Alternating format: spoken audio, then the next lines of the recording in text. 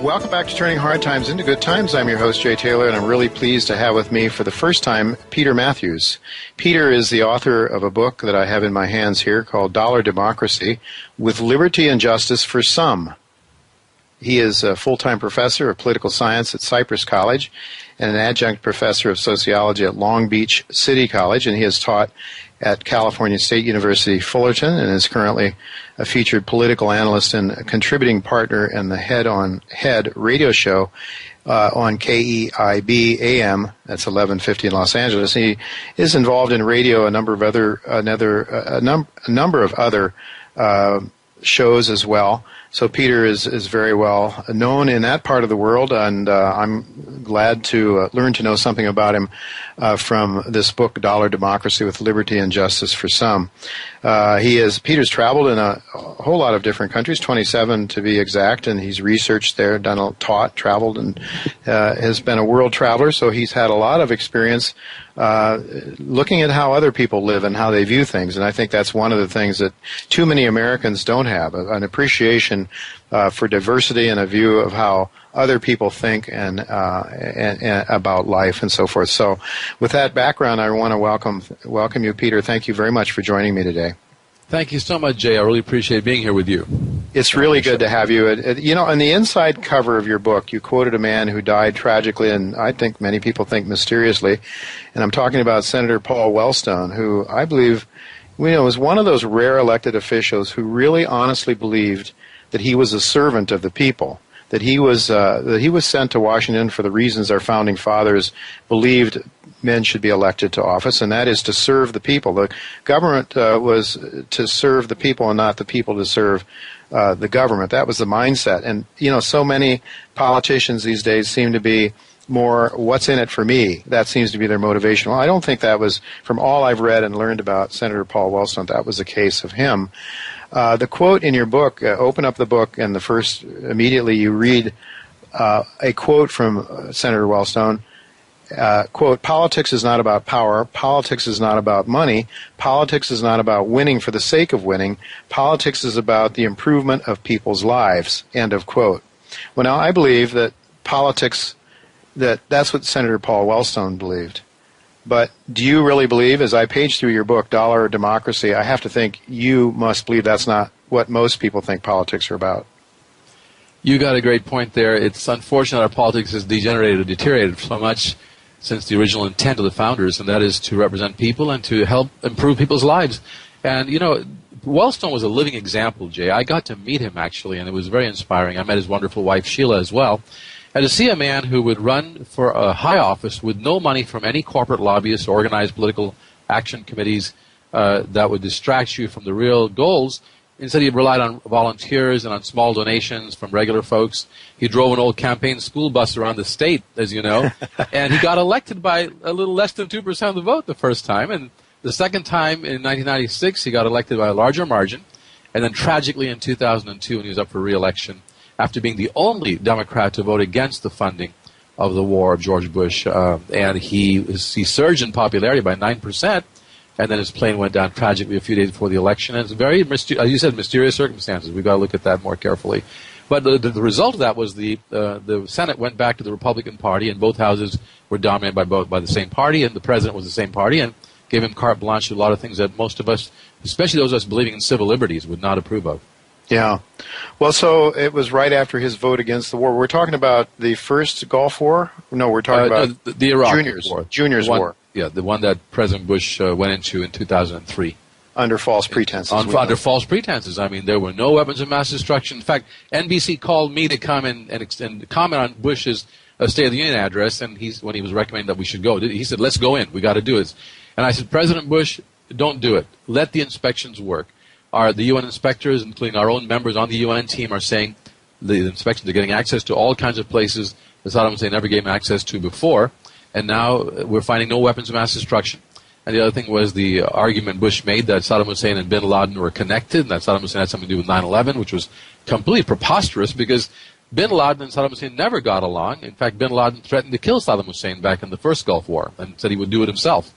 And they were totally different kinds of political leaders, if you want to call the radical extremist bin Laden a leader. I just say that it was awful to see that Bush goes in and borrows $1 trillion, Jay, out of which $800 billion was interest alone.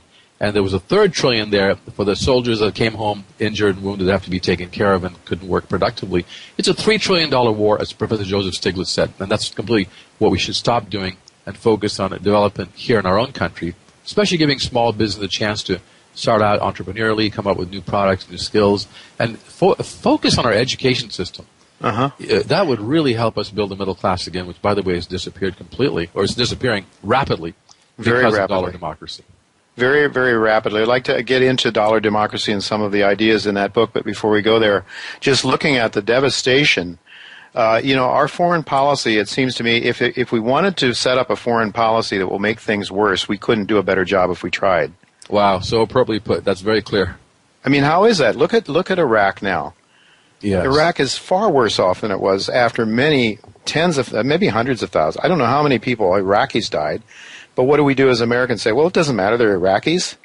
Do we feel that way in America? It seems like we, and we have this stealth warfare now, and people aren't really on the ground to such an extent. Or what about this? I don't know your age exactly, but I was a young man during Vietnam. So was I, by the way. Were you? Well, so when we had a draft, very young man. so I let's was say very well of it, aware of but it. Yeah. So I think I'm probably older than you. I'm among the older baby boomers. So the point is that the Vietnam War, we had a draft, and the young people, they revolted. What if we had a draft today? Would that change the politics of war considerably in America? Because more people would be aware of what the war is fought for. They'll try to find out, as opposed to just going, like volunteers going to the army because they're so desperate for education they can't afford their education, or their jobs are not available because the economy is so bad. So they sign up to go to war most of the time just in order to be able to pay their bills. Now, there were a few who are going there because they believe in it, but most of them say, if my leader says we need to go, I'm going to go, and that's also going to help me get through college. And that's the real shame, Jay, that we've taken away opportunity from our younger generation and then basically said, here's the military, you go into it and fight this war. So yeah, if we had a draft like that, it wouldn't be, first of all, I'm not advocating a draft. I think we should stop these unjust wars and these wars of choice that are making us look more like an empire rather than a republic. And as people like Ron Paul and them say very clearly, and Senator Wellstone, that this war was unjustified. It's cost us trillions, and money could have gone to investing in new technology and promoting business to even do exports like they do in Germany. The German government subsidizes a lot of export technology and then promotes those products like the Japanese government does around the world. And I think the entrepreneurs could have a hand in that from our government rather than having these war bills hitting us all the time with staggeringly. Huge amount. $3 trillion turns into $5 trillion real quick when the interest has to be paid on it. You know what I mean? Over time. And the same people are itching to get into another one in the Ukraine, and all over the world. It is. I mean, there are people that really see us. I think the people that control and own our country really do believe we're an empire. I mean, we are an empire, are we not? They're certainly behaving. They're leading the country to behave that way, and they're using hard power, meaning mainly the weapons and guns and tanks and bombers, and that's the bad part of it. It's called hard power when you use strict military force to get your way. And sometimes, occasionally, hard power is important if you're defending yourself, if the country's being invaded or attacked. But look at China and other countries that use what's called soft power, put forth by Professor Joseph Nye of Harvard, really extensively on soft power approach, where we could use our tremendous economic acumen and also our moral example, of having a great constitution, use that as an example to the world to show and let the world come and be partners with us in developing economically over there, and especially global south countries that are poorer countries, been exploited for hundreds of years. Why don't we go and set up some projects like China does, like building hospitals and building railroads in those countries as partners, and then also having trade with them? That soft power will go much further, Jay, and much more effectively than just using raw force, which we've been resorting to more and more. And by the way, our military budget is about, it's equal to the next 10 countries in a row. We're spending over $500 billion a year without the cost of the war. $500 billion on military hardware and personnel and putting those forces all over the world. $500 billion compared to the next largest country, which is about $100 billion, that's China. We're spending 5 to 6 times what China is spending, and more than the 10 countries. And like Napoleon once said, you can do everything with a bayonet, but you can't sit on it. You can kill with it, defend with it, but you can't create more jobs with it. You know what I mean? Yeah, exactly. That's why I would say we have to direct ourselves once again. it really seems to me that that things are out of whack. That America really is looking to become and is striving to become not the people, but the people that are in control, to be an empire. You know, it was one of our guests recently who writes for Forbes. Was in the State Department and also, though the past 30 years, has lived and worked as, I think, in the banking industry primarily, or in the financial industry in some respect, out of Tokyo. And he said, you know, it just seems crazy to him that we think that China shouldn't be allowed to develop a navy to protect its own sea lanes. We want to have that privilege, that right to protect China's sea lanes. Well, why would we have to do that other than if we want to control the Pacific and control what China does? And it just seems wrong to me. But and I'm very glad that you mentioned Ron Paul, because we will be having Daniel McAdams on this show in the second hour. Oh, okay. Daniel McAdams of the Ron Paul Institute for Peace and Prosperity, which, by the way, Dennis Kucinich is a part of. A lot of people from both, some, that's right. Not too many Republicans, because most of the Republicans tend to be, and too many Democrats too, in my view, have now all joined the military-industrial complex. But let's get into your book. Who warned against that? President Eisenhower warned us against the inordinate appetite of the military-industrial complex. Absolutely, and I think it was John Perkins, who I had on this show, talked one time, though. He mentioned, he says, yes, he did, Jay, that's right. But he did that as he was leaving the White House. He didn't say anything about it earlier. He sort of figures that maybe Eisenhower knew he wouldn't be able to get away with it if he were in the office. But anyway, let's talk about your book. I mean, you suggest that that policies intended, you say, I think somewhere, that policies intended that have been created intentionally to essentially deceive and eliminate the middle class. That's a pretty strong statement. I don't say that I disagree with it. I just like you to explain it. And you're suggesting starting with the Reagan administration. Could you talk a little bit about what you're talking about there? Yes. Prior to President Reagan's administration, we had a consensus in this country based on President Roosevelt's New Deal and bringing us out of the Great Depression by having, saying that the government has some responsibility to be able to provide opportunity for people, including direct employment if there's a huge, massive unemployment like there was. And, of course, World War II, because of government spending, brought us out, and we were able to prime the pump and get some of the businesses to build products, which then became civilian products after the war was over. That consensus that, government is not our enemy. It can be a partner. It shouldn't be overwhelming and over-regulatory. It shouldn't suppress small business. It shouldn't overtax them and over-regulate them. But it shouldn't be either a corporate welfare handmaiden to the huge corporations and monopoly capitalists who have been given all kinds of privileges.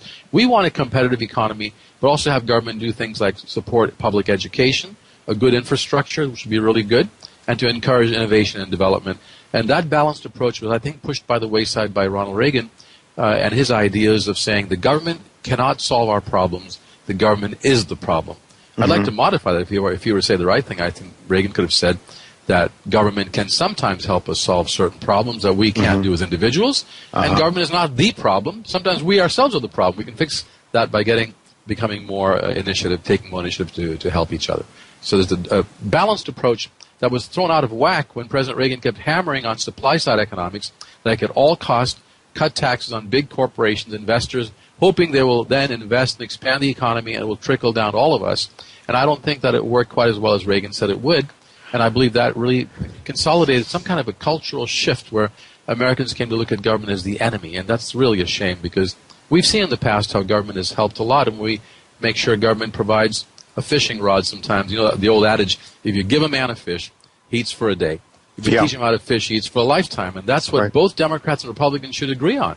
Right. And then decide where we could do that, how to do that best. No, I'm not saying it's a total conspiracy where they all got together on Saturday night and said we're going to rip the middle class apart, but their values of these elites, the top 1% or top 1/2 of 1%, their values have been going completely extreme, where it's all about the bottom line, Jay, and how much money can we make in the world and plunder the world, and whatever happens to America doesn't matter. That's wrong. Yeah, that is wrong. I mean, and you talk about the moral suasion that we could have on the rest of the world.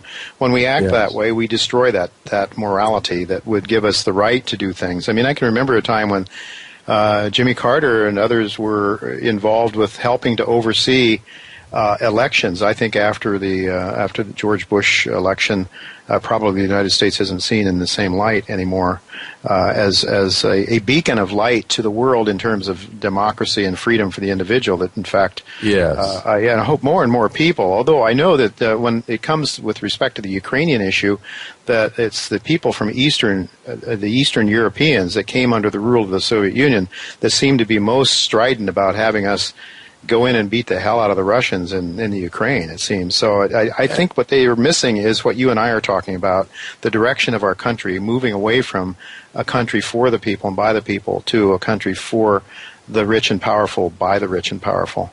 Yes, and that completely violates the democratic principles of self-rule. And I'm trying in my book to show how we can get back to that with various reforms. One is Wellstone's own example. In Chapter 8, I said Senator Wellstone provided a human example of how all the politicians today should say, we're going to kick the habit. No more corporate money, no money from lobbyists and special interest groups. We're going to go out and do what Wellstone did and get elected. Now, that's a fantasy in a sense because most aren't going to do that, right?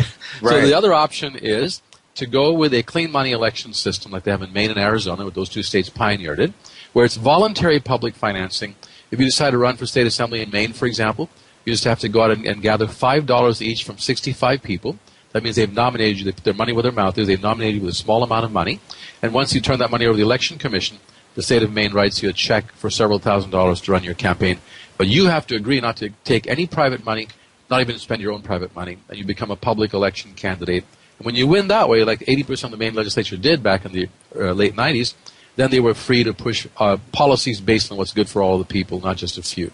So I think that's the solution. But we have to have ultimately, I think, what we call a move to amend a group calls the 28th Amendment. We the people amend the Constitution, which would then say that corporations are not natural persons with human rights, but instead they are basically there for convenience to be able to organize the economy. They can make profits, but they can't buy the government. So corporations are not people, and money is not speech. Those two things that the Supreme Court ruled in favor of should be changed by this amendment, in my view. That way we'll liberate regular Americans, entrepreneurs, individuals, to take this country back.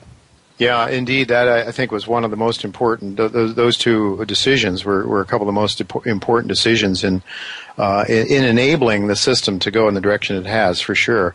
You know, you mentioned you think you saw an inflection point with the Reagan administration, and certainly the build up the war machinery and increased our budget deficits like never before. The supply siders, they didn't want to tax, but they wanted to.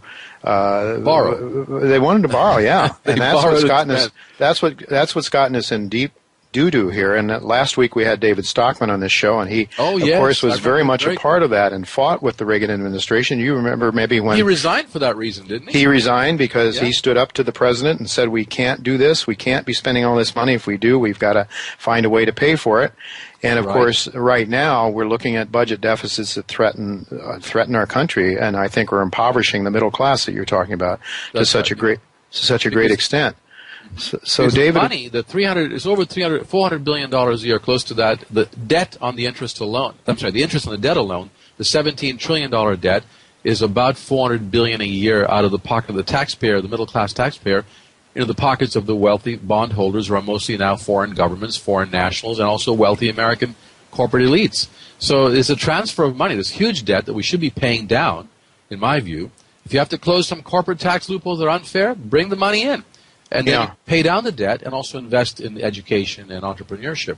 Does that make any sense? Oh, I think it does make sense. I think there's some proposals to do that, actually, to give the corporations a tax break to bring the money back and then keep it here and not give them tax advantages to go overseas. And there's a whole lot of material in your book, I think, also in which you cover some of the treaties and so forth that have helped. I mean, we just don't have time. My engineer's telling me we only have a couple of minutes left, but okay. You've done a lot in your book about. I think about manufacturing, how we've lost those jobs that really do create wealth, the wealth-creating jobs, and we've gone to a hamburger flipper economy, basically a service economy. Mm-hmm. It's not that that's bad, but you really need to produce things. I would love to have asked you about, you remember Ross Perot, and that he talked about that giant sucking sound. Of the NAFTA results. That was NAFTA, and but now we've predicted it. It has happened. It certainly happened. And I've got the stats in my book. The statistics are right there showing how many hundreds of thousands, or if not millions of jobs were lost, manufacturing jobs. By the way, in 1950s, 30% of our workforce was manufacturing. Today, it's down to 9%, Jay. 9%. And I like to say that the industries that create wealth are like mining, manufacturing, farming, inventing. Those things that you're suggesting, if we had some of these resources at home, they could be redirected in that direction. Creativity, enhancing people's lives instead of killing people for blood money is what I think we're doing and what the military-industrial complex is all about. We're out of time. It's really been a pleasure talking to you, Peter. I hope we can do it again sometime. We'll be able to. I'll give my website out if you don't mind. So I'm sorry for not doing that. Go ahead. Sure, it's epetermathews.com, and Mathews is spelled with one T, Mathews, epetermathews.com. They can go there and order the book directly from me, and I can autograph it, or they can go to Amazon, to click the link for Amazon, get it there, or Barnes & Noble's, or your local bookstore, your small business bookstore. That's even better. Very good. Thank you.